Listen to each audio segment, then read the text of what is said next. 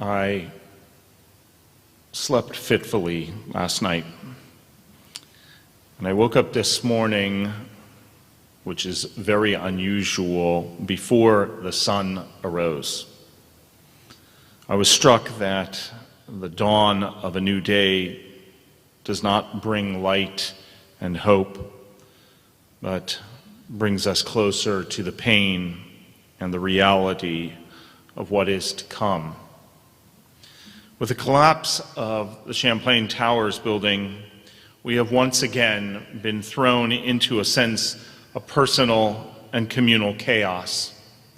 And as I did on 9/11, over the past 36 hours since I heard, I have felt that I should pray, and yet words have failed me. I'm okay with that because my desire to find the correct words is obscuring the real feelings that I am having, the revulsion and the horror of this moment. How can we come to terms with that which we cannot understand? Unfortunately, this is not the first time that we feel such pain and loss. The history of the Jewish people is littered with it. Tomorrow night begins the 17th of the Hebrew month of Tammuz. The 17th day of the Hebrew month of Tammuz is a date in which many tragedies and pitfalls happened, according to the Mishnah. It is traditionally believed that it is to be the date that Moses broke the original 10 Commandments, the tablets, after coming down to see the Israelites worshiping the golden calf. The Roman rulers forbade sacrifices to be made on the Second Temple on this date in 69 CE. And it was on this day 1 year later when the Romans broke down the walls of Jerusalem. And so in the calendar, it begins a 3-week period that will end with the commemoration of the destruction of the temple on Tisha B'Av, the 9th day of the month of Av. In Hebrew, this 3-week period is known as Bein HaMetzarim, or literally between the straits. We feel the narrowness of this moment. This period is marked as a period of sadness and mourning. I recognize that image doesn't exactly strike a hopeful note. And yet, in our current moment, we can imagine the shock and the horror our ancestors felt when the walls of their great city collapsed in the face of the Roman onslaught.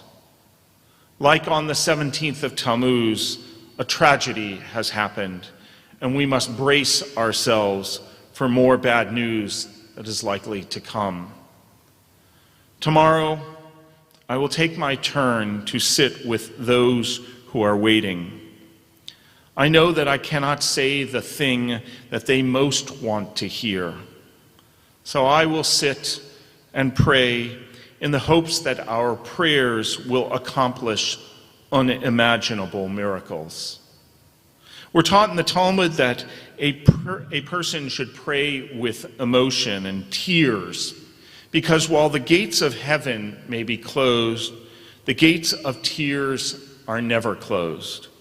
Even if a person is not worthy to have his prayers answered, if he prays with tears, God is filled with mercy. And you shall, Leviticus 2 says, and you shall salt every one of your meal offerings with salt. That verse, strange verse can also mean all of your sacrificial prayers should be salted by one's tears. May God answer the tearful prayers of God's people and deliver us with miracles and compassion. In our parsha this week, Balak commands Bilam to curse the Jewish people. We know that instead of cursing them, Bilam ends up praying for them and blessing them. The story tells us, Ephes katsehu tir'ah v'chulo lo tir'eh. Balak took him, Balaam, to a vantage point where he said, you will only see katsehu, an edge, a small piece of the people, not everyone. The 16th century Italian commentator Sforno explains that verse by saying, you can only see a small amount because you can't even bother trying to destroy the whole Jewish people. Let's just take a little bit of them, take out a little corner of the Jewish people. But Balaam couldn't even do that. And perhaps the reason why he couldn't do that was because when a corner of the Jewish people suffers, when a small group of the Jewish people experience a loss, it's all of us. It's all of the Jewish people. Over the past 2 days, we have watched how the community has banded together to help, to be there with each other and for each other. When you see katsehu, when you harm katsehu, when you see a little piece, when a little bit is harmed, kulo, the whole organism of Klal Yisrael, the whole organism of the Jewish people feels it together. We all feel pain now. We feel pain because, as I said earlier, if we don't know someone directly, we know someone who knows someone directly. And even if that is not the case, this happened in our backyard. This happened in our community. And so we pray, because that is all that we have to do. We pray that unimaginable miracles will happen.